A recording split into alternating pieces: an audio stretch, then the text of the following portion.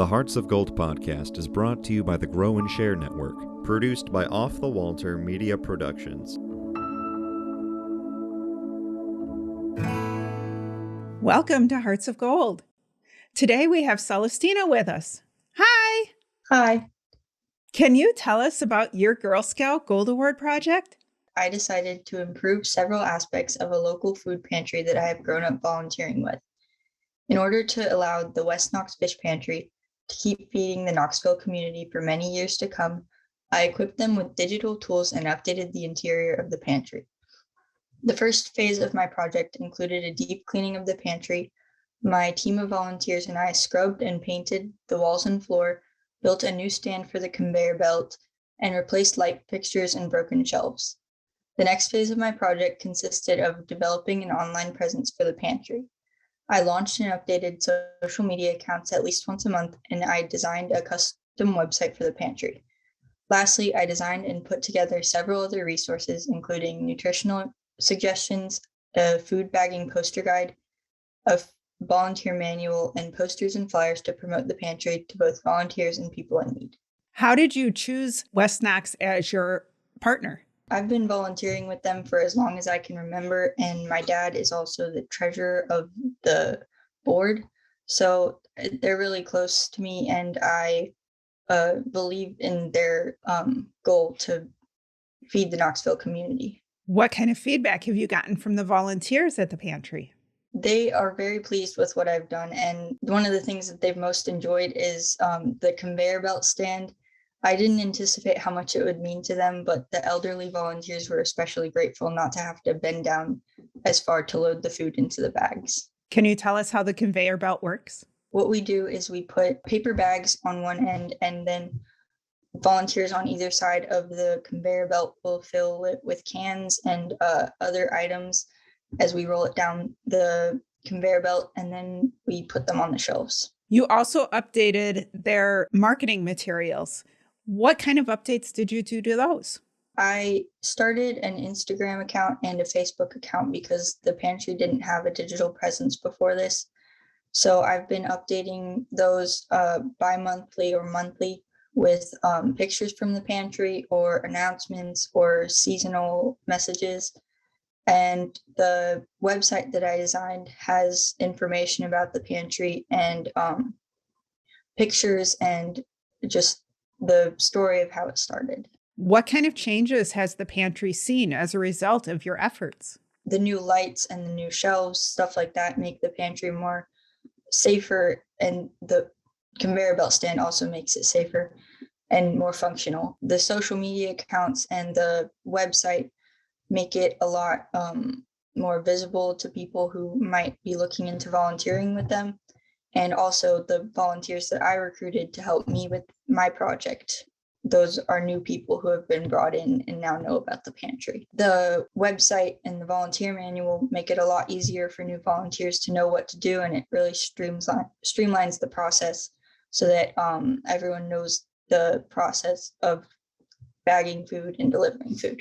You talked about the team members that you brought in.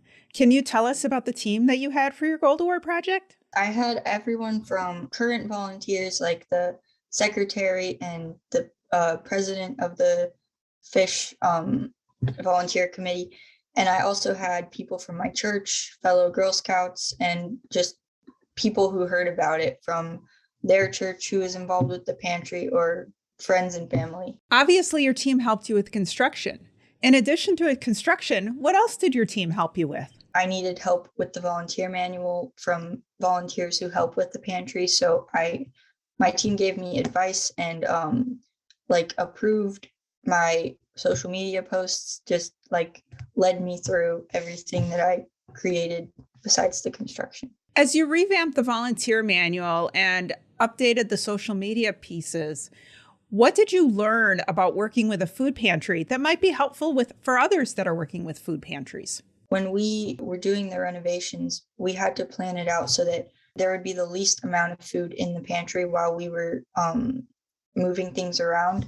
So the timing of everything was really important because we didn't want to disrupt the functions of the pantry, and we were able to do that. What is your favorite memory of your project? the renovations because painting the walls with everyone and cleaning and that whole process, it was really tiring and it took a lot of hours of work, but it was really fun. What was your biggest challenge during your project and how did you overcome it? Getting volunteers and finding people to help because at first it seemed like I wouldn't have enough people, but my church ended up posting the sign up on their Facebook page. And so in the end, I had more than enough volunteers.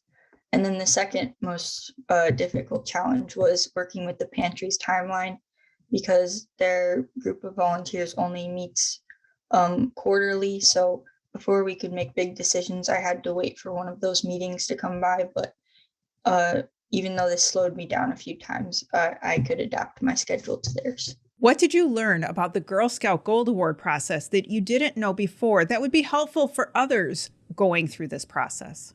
For interviews, a piece of advice would be that make sure you put a lot of effort into your final report and proposal online, because if you write really meaningful answers and you include a lot of information, the interviews will be really easy. If you just write everything out online and give them all the information they need, you won't have any trouble with the interview. I concur. As a reader of those reports, the more information, the better. You can't over-explain. What other Girl Scout activities have you been involved in? Recently, some of my favorite activities have been backpacking.